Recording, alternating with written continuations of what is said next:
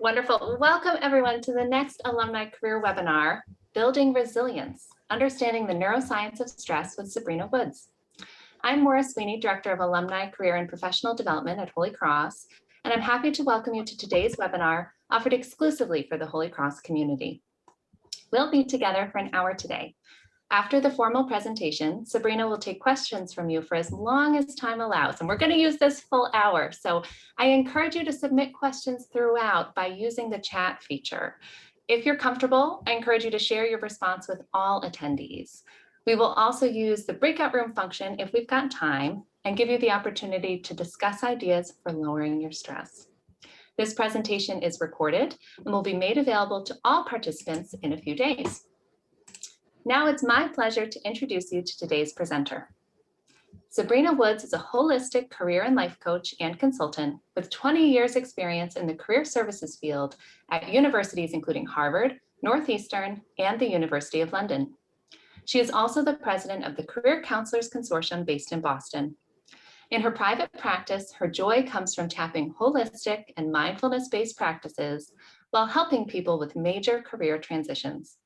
Sabrina also facilitates workshops and train the trainer sessions, ranging from the Myers-Briggs to mindfulness to LinkedIn. Her workshops combine her insights, enthusiasm, and infectious energy. Sessions have been taught in the US, UK, and the Middle East. And I'm absolutely delighted to hand things over to Sabrina to talk to us today. Thank you so much for being here. Maura, I so appreciate getting a chance to talk about one of my absolute favorite topics. And I'm really hoping that we have some nice collaboration today and that we are present for all of these different ideas, starting with some neuroscience and then moving into some things like mindfulness, but also really tapping each of you on ways that you build resilience and better manage stress, because we can all learn from each other. I have learned so many additional tips as I teach this topic. So one of the things we want to do is have engagement and kind of have everyone do a check-in and kind of welcome you. And I think a nice way to do that is to add in your location. I'm in Providence, Rhode Island today, and add in something that put a smile on your face, maybe in the past week or two. I'm going to welcome you to think really small. So it could be that actually Maura and I were talking about the blossoms, the tree blossoms right now. And I was talking about the pink ones and the white ones, and just, it feels really magical outside right now. So it can be as small as noticing nature's gifts, or it could be that I swapped my schedule and I worked Saturday when the weather was bad, so that yesterday I could take a 2-hour lunch break and go for a 17-mile bike ride with one of my friends. So take a moment and check in with your location, share something small. And then Maura will read off a couple of them. Really nice for us to kind of have a way to connect in.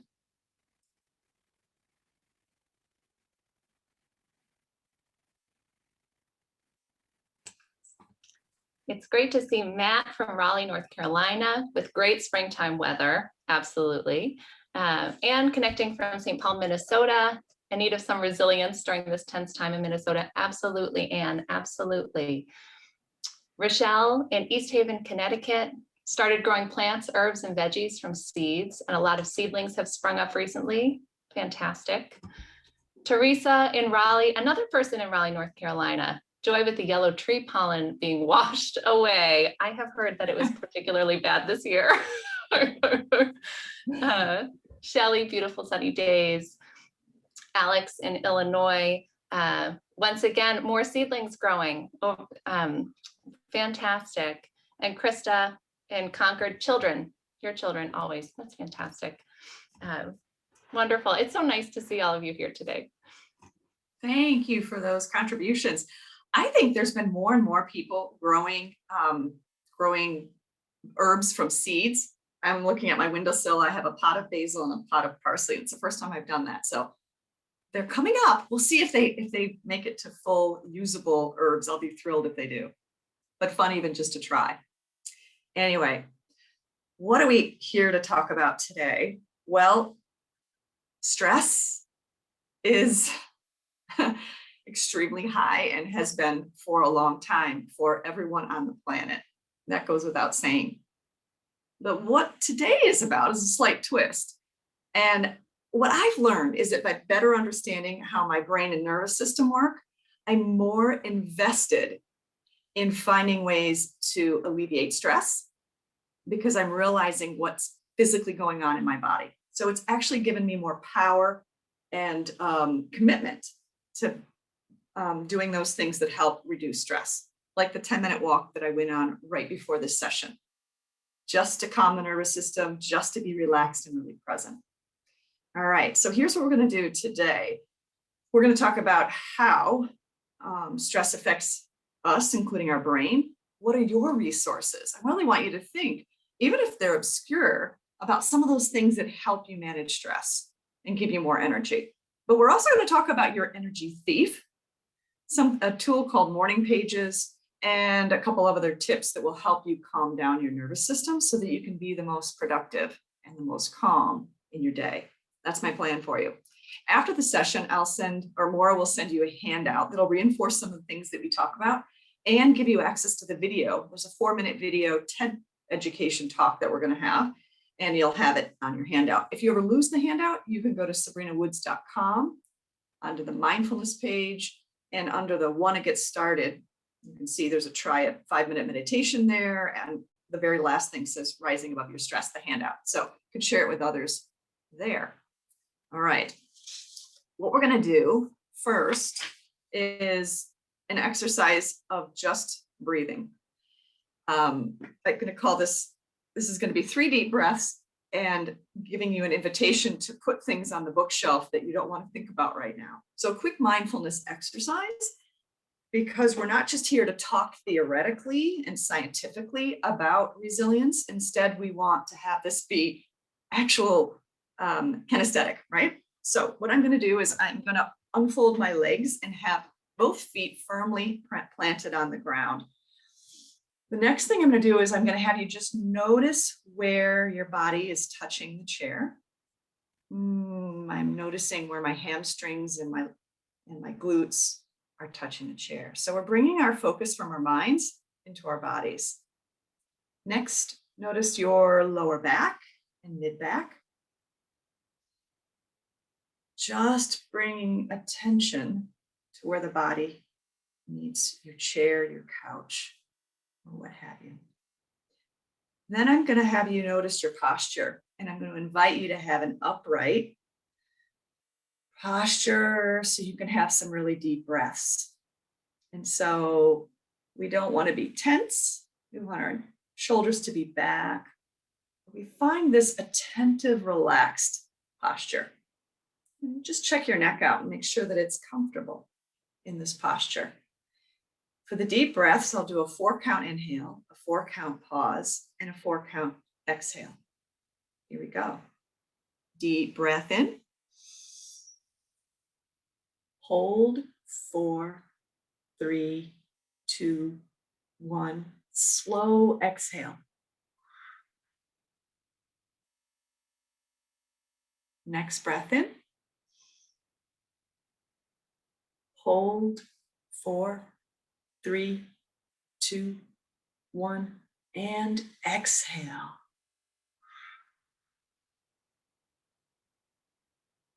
Last deep breath in.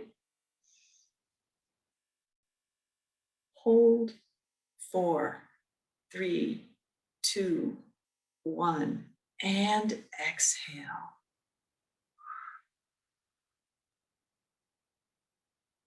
Take a few more breaths at any pace you wish, seeing if you can notice the inhale and the exhale, just bringing your mind's attention to the inhale and the exhale.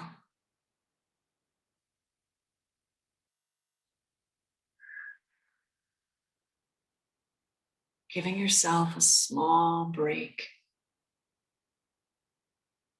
Not needing to be anywhere or do anything.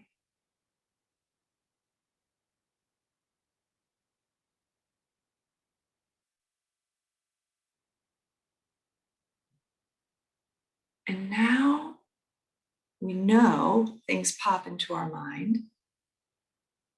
So whatever pops up, or whatever's been on your mind this morning, I'd like you to imagine placing that item, naming it. Maybe there's a work project you're thinking about, or a family member you're thinking about. So you can name it project or sister. And imagine lifting this concept up and placing it on top of that bookshelf that you can see and saying, I'll come back to you later. Just inviting that thought, that problem you're trying to solve, to be placed aside.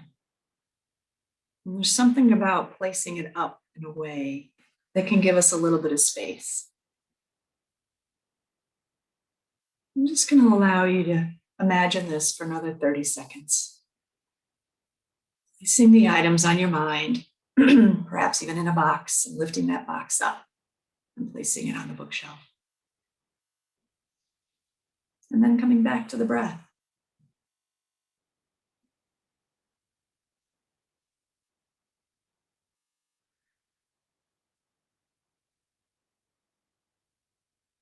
And take one more breath.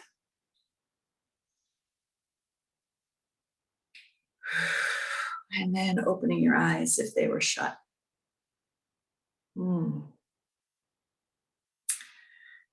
I find this one to be really helpful when I'm working with clients. I help individuals with career transitions, and if things feel intense, we'll sometimes just take a moment, take 3 deep breaths before we start our coaching session. Or take a moment to imagine this is this thing that's been bugging me and ruminating. Imagine setting it aside. Just to give yourself a little more space, a little more cognitive breathing room to work on whatever you want to work on rather than having that thought be with you. So that's one little tool I just wanted to pass along to see. We'll talk about lots of different things, and not everything's going to work for everyone. Some of them you're going to be like, that was useless. And others are going to be like, wow, those 3 deep breaths brought me down a few notches of intensity, or allowed me to be really present in this moment. I'm amazed at how little things can go a long way. So let's now talk about how stress impacts us. And I have a fun question to ask you. And this is going to be pre-pandemic. I want us to look at our own lives for a minute. And I want to ask you, and Maura's going to put a poll up, before we started our at-home routines, when you were in the office, how often did you eat lunch at your desk? This is kind of a symbol of how stressed we can be if we don't have time for that lunch break. And I got to say, when I worked at Northeastern, my days, a lot of times I was like, I can use my lunch break to check email and get caught up. It was so easy to fall into that, not taking a break. I now do differently. I now take a break every day away from my desk. So let's see if anybody else wants to share. Okay. And then Maura, what do we have here? So it looks like 71% eat lunch at their desk most days. 21% sometimes do. And only 7% no or very seldom. Congratulations to you. And Maura, can I bug you? Where do you fall in that category? Pre-pandemic, because pandemic's done something different. Now I think we're getting a little bit better about not eating at our desk. But what about you when you were in the office? Oh, I'm 100% yes most days. Yes, I'm okay. Number 1 culprit. Absolutely. All right. So we're just doing this as a check-in to recognize our habits because they're ingrained. But now we're saying, do you want to continue that? Is this a good practice? Or is it potentially better to take even a small break? Do you come back fresher after your lunch break? And are you more productive? I think maybe we are. So I've got one more poll for you that Maura's going to put up. Oh, wait, sorry. I'm jumping ahead of myself. The reason I asked this question is because I read an article from the New York Times. The article was called Failure to Lunch, which is a play off failure to launch. 62%, we were really close with our 71 here in the Holy Cross community. 62% of professionals typically eat lunch at their desks. Okay, that's a lot. Now, let's take it a step further and say, this is also a pre-pandemic question. In 2019, I want you to think, what do you think people thought? You know, what percentage of adults reported experiencing moderate to high levels of stress before the pandemic? I don't have post-pandemic numbers, but I'm going to say they're much, much higher. But even before, where were we at? Great to get your input. Where do you think we are as a culture in the US?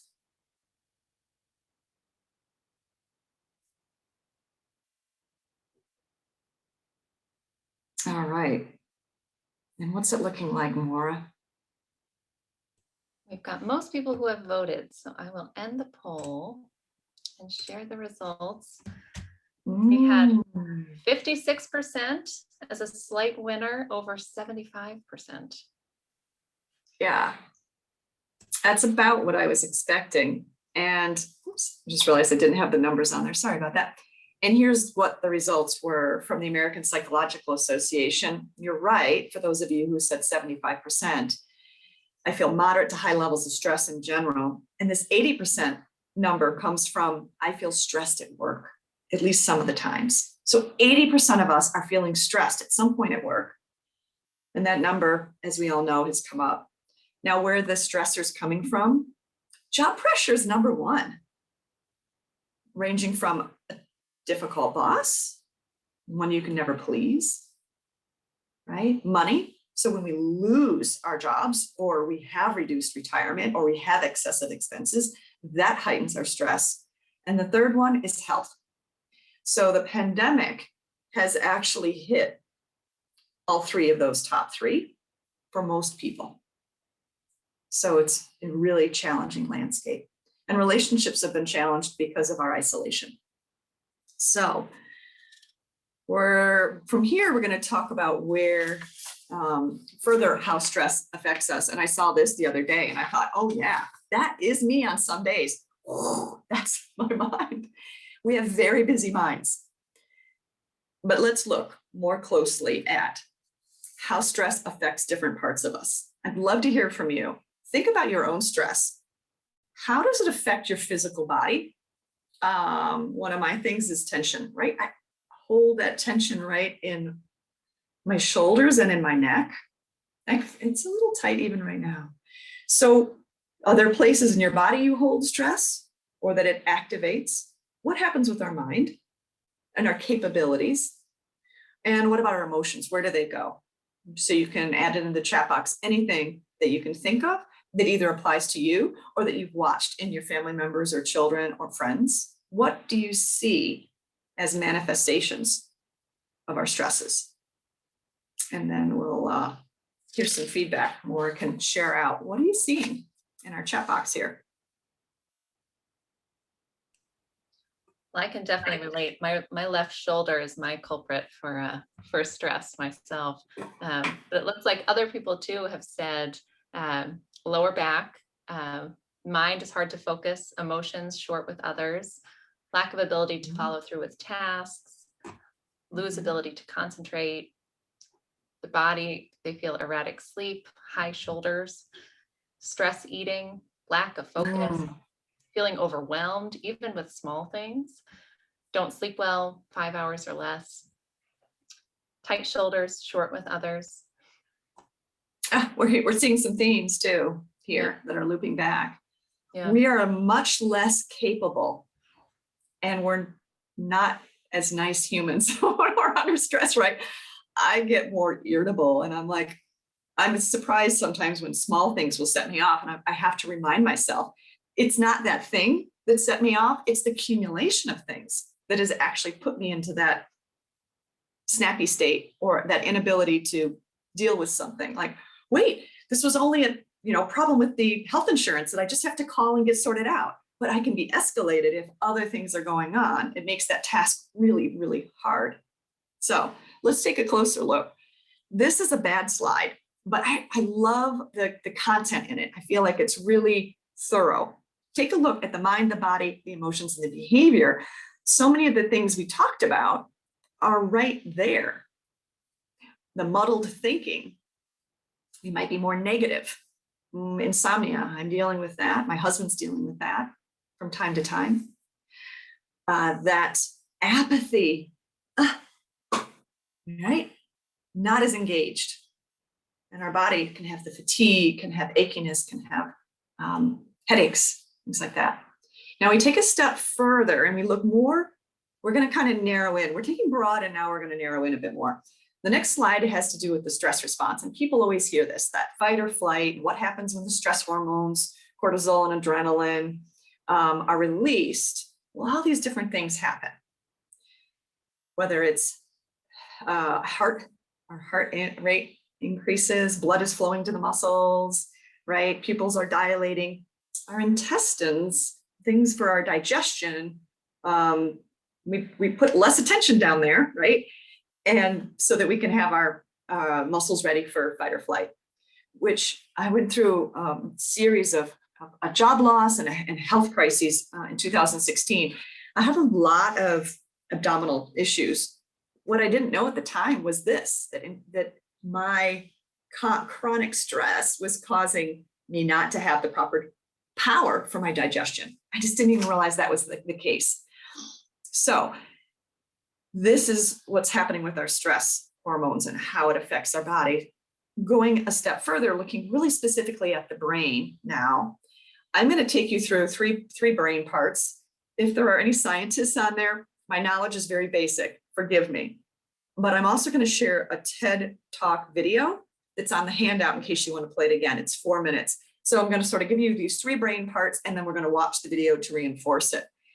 Again, showing this because it helps us understand how absolutely critical and important it is to pay attention to our stress. It's not just, oh, good self-care, which I think people can get like, oh, you're so good to take care of yourself. No, you're making yourself a better human and a more productive employee if you take care of yourself. Okay, so let's just go through this. Let's start with the prefrontal cortex. This is where our decisions are made. This is where we do our critical thinking. This is where our analysis comes in. Chronic stress, if you continue in a stressful state, it can cause our prefrontal cortex to actually shrink. Amygdala, some of us know this. This is the fear center. It's in our limbic system. It's further in our brain. This is responsible for detecting fear, and it prepares you for that fight or flight. It's a wonderful system as long as it spikes, we do the action, and then we come back down. For example, have you ever been driving along and then a car darts out in front of you? Wow, I can feel it. I can actually feel those stress hormones in my body. And what I have to tell myself is take a deep breath.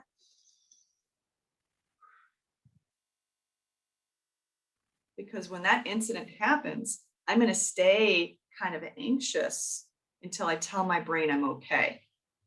If you breathe slowly, that deep breath signifies your brain, you're okay. Powerful. So I literally have to do that. Whenever that moment happens and I have that fright, I take that deep breath because I don't want that hormone raging in my system longer than it needs to be. Okay, one more brain part, hippocampus. This is where you process your emotions and your memory. So short-term memory, I believe. So what happens is stress leads to fewer new brain cells being regenerated in the hippocampus. So when this is happening over longer periods of time, what you might discover is it's more difficult to learn new things, more difficult to remember things. You feel that scatterbrained or foggy brain. And on a longer term basis, it can contribute to the development of depression. That's what I have read and seen. We're going to get this video now. I'm going to exit out of here and go into this TEDx. Maura, let's do this. Just on the off chance they can't see it, do you want to grab the URL? Or, you know what, actually, I can do it really quickly. If you're having trouble streaming this at all, I'm plopping this right into the chat. And also if you just want to save it. So again, this is the video for 4 minutes we're going to play. If you have any problems, just pause your Zoom and you can watch it on your own. Okay, so let me jump in here, hit play, and hopefully this runs smoothly. Are you sleeping restlessly, feeling irritable or moody, forgetting little things, and feeling overwhelmed and isolated? Don't worry, we've all been there. You're probably just stressed out. Stress isn't always a bad thing. It can be handy for a burst of extra energy and focus, like when you're playing a competitive sport or have to speak in public. But when it's continuous, the kind most of us face day in and day out, it actually begins to change your brain. Chronic stress, like being overworked or having arguments at home, can affect brain size, its structure, and how it functions, right down to the level of your genes. Stress begins with something called the hypothalamus pituitary adrenal axis, a series of interactions between endocrine glands in the brain and on the kidney, which controls your body's reaction to stress. When your brain detects a stressful situation, your HPA axis is instantly activated and releases a hormone called cortisol, which primes your body for instant action. But high levels of cortisol over long periods of time wreak havoc on your brain. For example, chronic stress increases the activity level and number of neural connections in the amygdala, your brain's fear center. And as levels of cortisol rise, electric signals in your hippocampus, the part of the brain associated with learning, memories, and stress control, deteriorate. The hippocampus also inhibits the activity of the HPA axis, so when it weakens, so does your ability to control your stress. That's not all though. Cortisol can literally cause your brain to shrink in size. Too much of it results in the loss of synaptic connections between neurons and the shrinking of your prefrontal cortex, the part of your brain that regulates behaviors like concentration, decision-making, judgment, and social interaction. It also leads to fewer new brain cells being made in the hippocampus.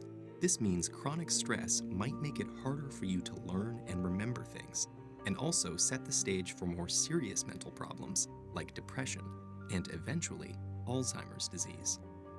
The effects of stress may filter right down to your brain's DNA. An experiment showed that the amount of nurturing a mother rat provides its newborn baby plays a part in determining how that baby responds to stress later in life.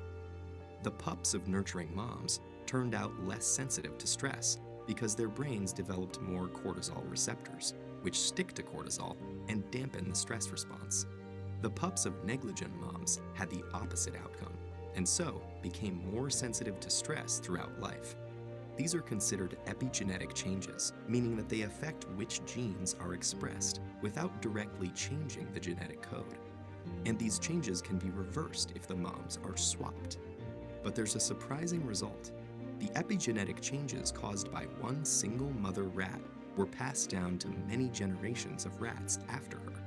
In other words, the results of these actions were inheritable. It's not all bad news though. There are many ways to reverse what cortisol does to your stressed brain. The most powerful weapons are exercise and meditation, which involves breathing deeply and being aware and focused on your surroundings. Both of these activities decrease your stress and increase the size of the hippocampus, thereby improving your memory. So don't feel defeated by the pressures of daily life. Get in control of your stress before it takes control of you. All right.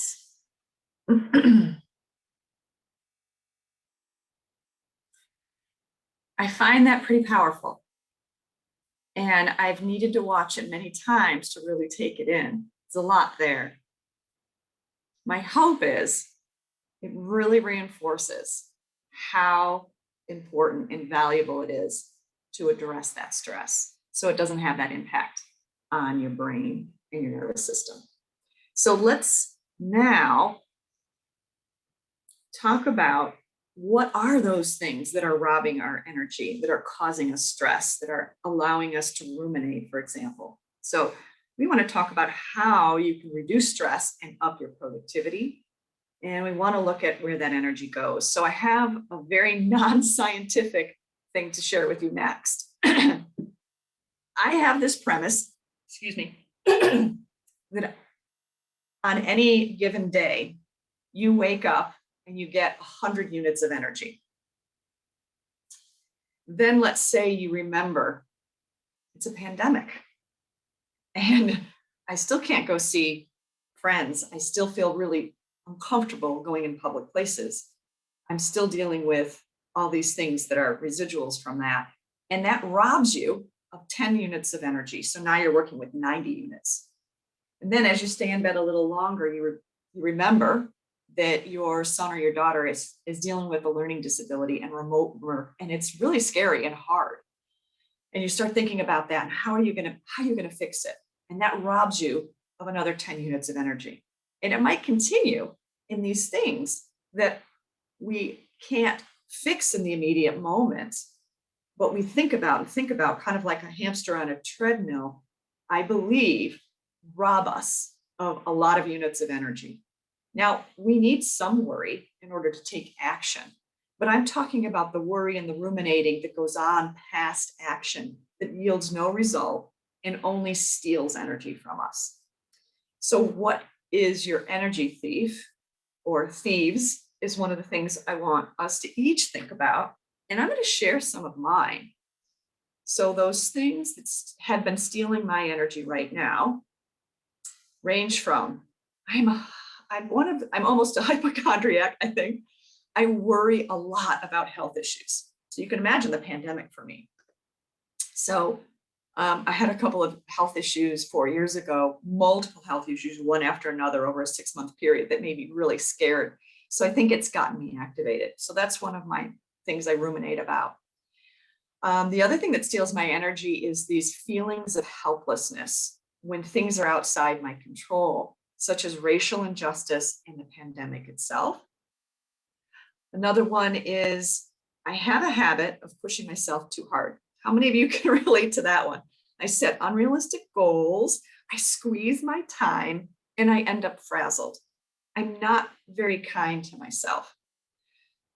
And then my last one is that I deal with insomnia from time to time. So sometimes I fret about what's going to happen with my sleep, or just it's a drag if I don't have a good night's sleep and I've got a big day. So with those, I want you to now think about what your energy thief is. So I'm going to have you just pause. Maybe some that I shared with you, unfortunately, maybe you have them as well. But think over the last couple of months, or even over the last couple of days, what's felt hard and stolen time and energy from you. And just, I'm going to be quiet and actually have you brainstorm. In a minute, you can share some of them, but you don't even have to. I want you to just identify them. All right, give you a minute to think that through.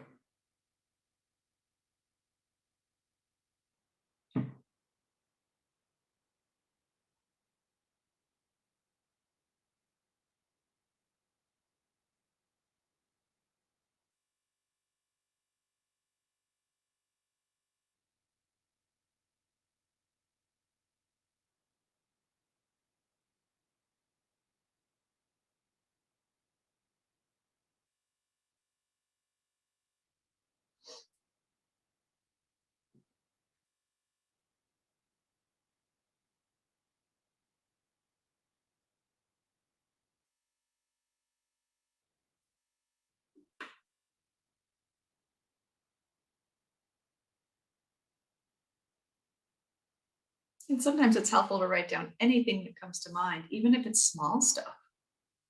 What are the small and the big things that are your stressors, your challenges, things that steal your energy, things that are hard, things that are worrying.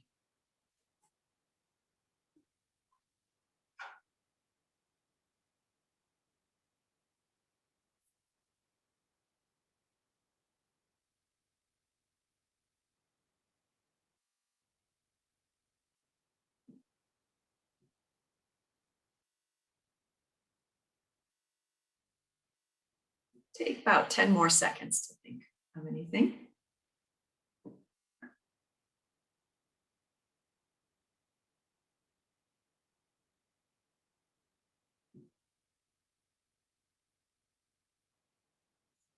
If there's something you feel comfortable sharing, you can add it into the chat box.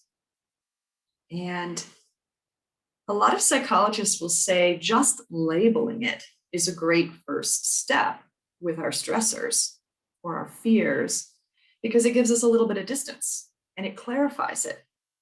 I've had times when I'm like, I'm really mad at da da da da da, and it's a particular situation. And then I might think about it a little bit more, kind of take a moment to reflect on it. And I might realize, oh, it's not that incident. It's actually something from my past that's getting triggered, and it's making that incident bigger. Or it's not that I'm fearful of this thing, it's something else. So sometimes I have to actually pause and analyze for a moment, what's going on with me? Sometimes I feel awful. I'm not really clear why. And it feels like, oh, a whole bunch of little things just made my day crap or made me really scared. So sometimes it's cumulative, or sometimes it's this thing, but really it's something underneath. There's that opportunity, though, to get clarity is one of your first steps. It gives you a little bit of objectivity. So I have had so many times in my life where things have been hard, and just even labeling it and even maybe having a quick vent with a friend has taken some of the edge off for me. I'm amazed at how much that can help. So has anybody decided to throw in some? And Maura, I don't know if you feel like self-disclosing anything that bothers. I saw your head nod when I said I put a lot of pressure on myself and I pack my schedule and I make myself frazzled sometimes. Yes, I can definitely relate to that. As a one-person operation, I can understand what that is all about. Yes, and and a few other people have said computer frustrations. Absolutely, I think many of us can relate to that. Negative people who only complain or never speak positively, being another big drain. Someone else also mentioned negatively reacting to emotions of other family members, which can be hard to always be supportive all the time. It can be draining. Yeah. There can be times when you're like, I can't hear this right now. I don't have enough to hear your issues. Yes. Yeah. Yes. And I know I can relate with I have young children, and sometimes if they ask me for one more snack, I think, I just can't. Please don't go there. You want to say to the young one. Yes. Don't ask for me for one more thing. I'm maxed out. How many of us feel maxed out, right? So what I'll also add is, I think when we come back to that 100 units of energy, that every single one of us has had probably more like 30% of our units of energy unconsciously at times being snagged because we're afraid. It's normal. There's something that's killing people. You are going to be afraid, and that steals so much of our energy. So just know, if you felt over the last couple of months or 1 year going on that you haven't been able to do as much, that's normal. We are not able to produce as much at work or do as much at home. I've had to really reduce my expectations of myself. And I do it because I know what's happening. My brain is trying to process threat. There's a threat every day that you leave your house, and there's anticipatory threats. So just know, be a little kinder to yourself because that energy is getting snagged. Okay, so with that, I'm not going to go into this, but sometimes I've helped people that are maybe in a job, especially I'm a career coach. I'm a career coach who helps people with career change and transition especially. And some of my clients are anxious. Maybe they're laid off and they're making a career change. They sometimes need to process a worst case scenario just to calm themselves down. I helped a client of mine process when she'd lose her house. She was the sole breadwinner in the family, and she was worried about her mortgage. We analyzed it was 11 months away. I'm happy to report that 4 months later, she landed a job, didn't come even close to her 11 months, but she needed to look at the worst case scenario, face the biggest fear just to free up that energy. That might be the case for you. Do that with a friend or supportive therapist, a supportive person. Okay, another thing is that for some of us, venting with writing can be really helpful. There's a wonderful book, probably from the 80s. Let me see if I can see the date here real quick. Maybe even, well, I'll look that up later. Some of you may have heard of a book called The Artist Way by Julia Cameron. It was written for artists, specifically writers, performing artists, physical artists, fine artists, etc., to access their creativity. And one of the exercises was, or is, to write continuously. It's called free writing for a couple of pages. And so I wanted to do the exercise, but I feel like we might be a little shy on time. Maybe we'll do a micro. We've got 15. Let me just think here for a second. This is where I get in trouble with myself. Remember how I said I pack a lot in? Well, I do that for webinars too.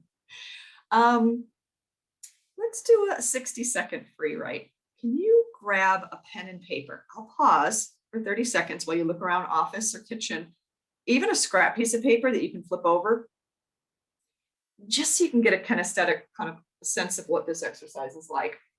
The attitude with the free write is you get rid of whatever's on your mind by writing it out continuously without stopping, which feels weird, but can be really helpful. When you can't think of anything to write, you literally can write, I'm not sure what to say next. You actually handwrite it. The idea is you keep it going. And you might add in your grocery list, and you might add in something you're doing on the weekend, and you might add in, and it's whatever's on your mind, it's written. So if you've got a pen and a paper, if you decide to try this, I would try it in the morning. Might be something you do before work.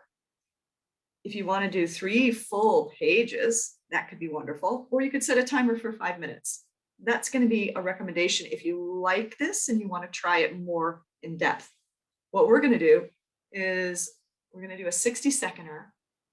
Again, you write anything on your mind. You might be talking about some of those stressors because we just had them on our mind, but anything goes. All right, so begin. 60 seconds, continuous writing.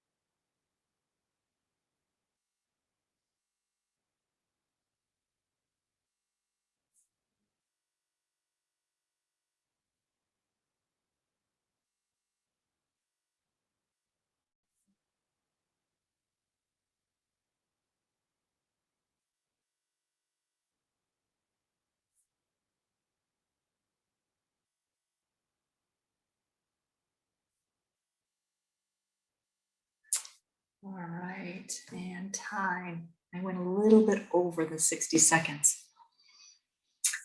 This exercise is not even meant to be reread. It's really just meant to be a tool of moving out that stuff that's not so important, or that's the rumination, or that's the random, to get to a more peaceful state, and also probably a state that's more ready to be productive. Might be a good exercise to do right before work or before an important phone conversation, just a kind of purging tool. Or if you have a creative project, it can also help you be in that more creative state. So just a tool to play with. Thanks for giving it a try. I'm going to keep us moving. And I know my next slide is going to say, oh, sorry about that. I know my next slide is going to say, how is that exercise? But we'll ask about that towards the very end. What I want to do now is I want to think about, what do you do for your stresses? What do you do to build resilience? What could you do to help with the energy thief? So this is a brainstorm for yourself about how you already know to address your stress. Does a good workout help? Does taking a break, getting up from your desk because you've worked for too long help? What are yours? So with that pad and pen, in a few minutes, we're going to go into small breakout rooms just to share strategies.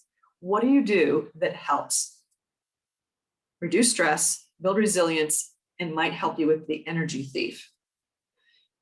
I'm going to have you think about those external, tangible resources like the gym workout, as well as resources that are internal. Sometimes it's what you say to yourself, your self-talk could be an internal resource. So I'll set my little timer again for about 60 seconds. See how many things you can come up with. I bet you growing plants and watering flowers is going to go on the list because we had several people interested in that one.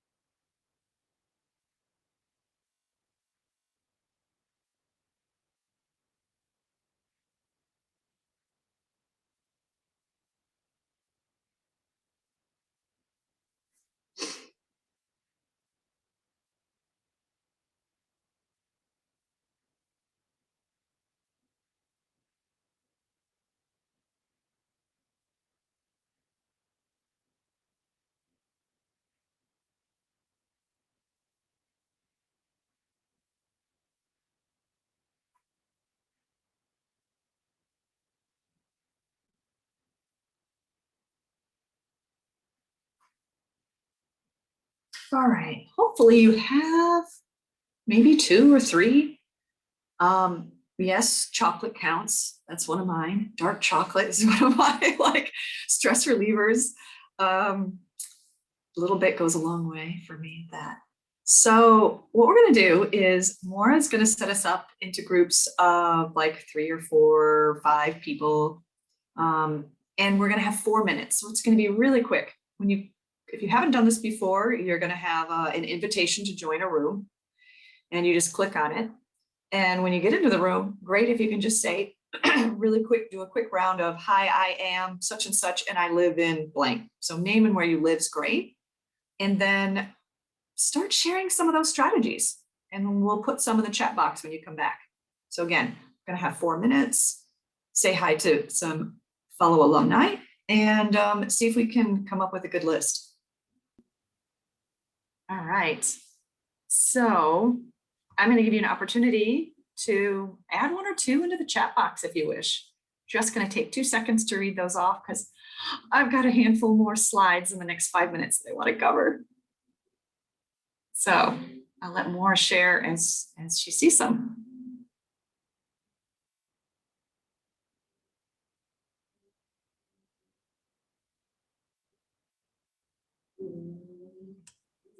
I love hearing other people's tips. And I'm going to give you 6 of my favorites. Perfect. So far, I see watching videos of 20-month granddaughter. Oh, I bet that is wonderful. Running early into the morning with friends. Oh, that sounds very nice too.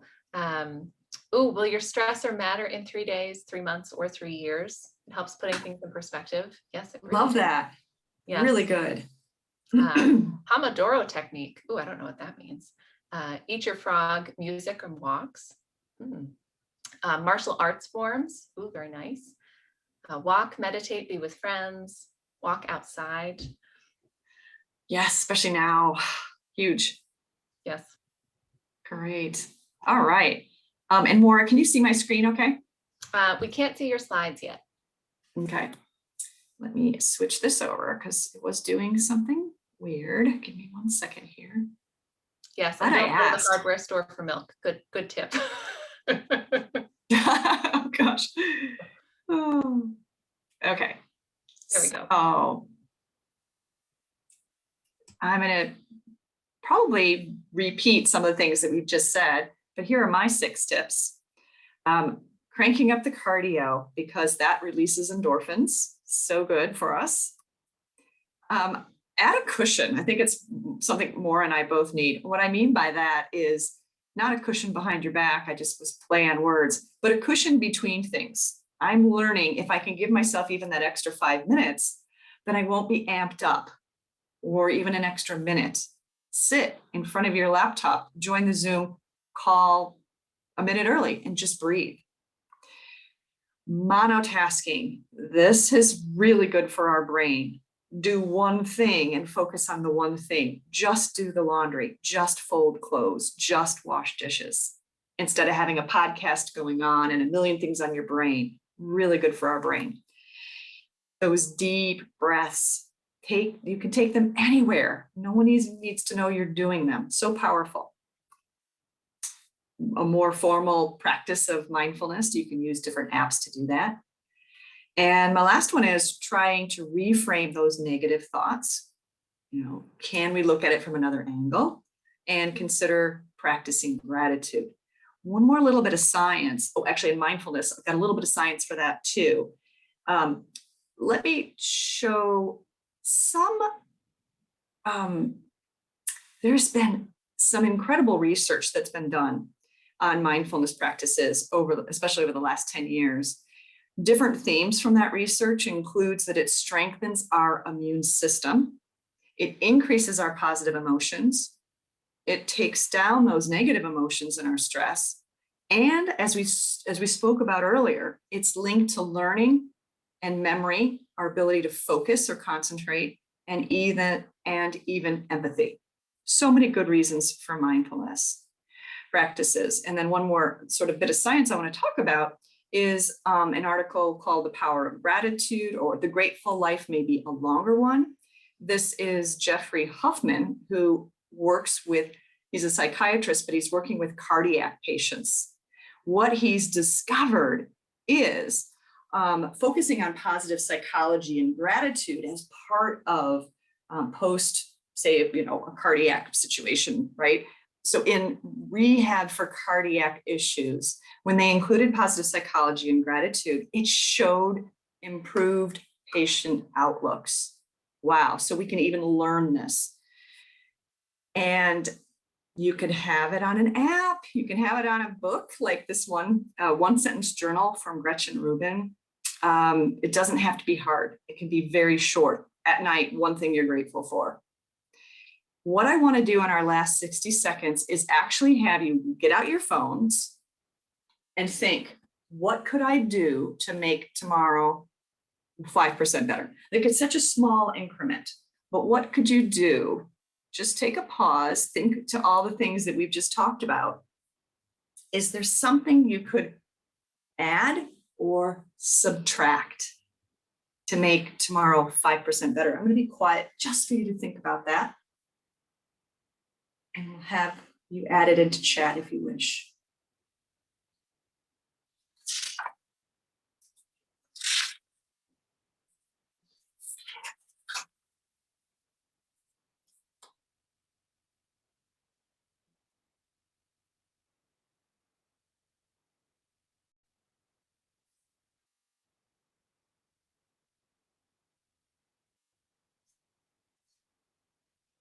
I'm a big fan of small increments when we want to make change. Maybe it's, I want to go on a 5-minute walk twice a week if you're not walking right now. Tiny commitment. I'll just ask Maura if she wants to share some of the ones that we've got from chat. And I collect a lot of mindfulness resources. Feel free to hop on to sabrina-woods.com. We'll send you the handout later as well. And you're also free to connect with me on LinkedIn. But Maura, what are people going to do to make tomorrow 5% better in whatever way they want to define better? Yes. Well, try monotasking. Pause between actions. Building me time without distractions. which Oh, I like that, because usually me time is, oh, I'll read this book, or I'll do something instead of just be. Call a friend. And that's beneficial because it helps the friend too, whether they realize it or Double not. bonus. Yes. Yes. Walk outside instead of inside on an exercise bike. Yes, that is something about being outside. Absolutely. Yeah, it's true. There are little things. I know I've got 2 dogs, and I try and get outside to take them for even a short walk every day, because we have a fenced in yard, but it always makes a big difference to get out and walk around. So Sabrina, make a small commitment. Oh, sorry, go ahead. I was going to share a short story. I had a similar session to this about 15 years ago when I was very, very stressed after going through medical situations. And I came out of that going, oh, I don't have time to exercise. I don't have time to do this. I don't have time. And I went, I think I can get out of bed and breathe each morning. Yeah, I could do that. I can get out of bed and breathe. Okay, I'm going to try that. And I literally went, I'm going to try 5 minutes breathing. That's it. And that was 15 years ago, and I meditate every morning for an hour now. So, and it became wow, building blocks. That's incredible. So I just want to share that story because it was just, it Yes. was life changing for me. So yes, thank you for sharing that. You start with it. If you've never meditated and you don't really think it's going to be great, or start with 3 breaths before you sit down to do an activity. 3 breaths before you start cooking dinner. We can include even 1 conscious breath. Anybody else want to pipe in question or comment? I know we're expecting people to drop off. It's now a few minutes after our end time, but just wanted to open it up and also say how much I appreciate you being here for this topic. And, you know, even if you take one thing away, and even if you remember that video, how impactful these actions can be, then I'll be happy. Yeah. Well, this is great. I'm seeing lots of comments in the chat just about how much everyone has appreciated this too. And I know I have taken so much from this. So thank you very much, Sabrina, for all of your time and sharing your knowledge with us. It's really been I love teaching this. If anybody needs this session for their work, I'll come and do it there too. I love it. So again, thank you all, and go out and enjoy the sunshine or the rain, whatever it happens to be in your environment today. Wonderful. Have a good one. Bye, everyone. Bye. Take care.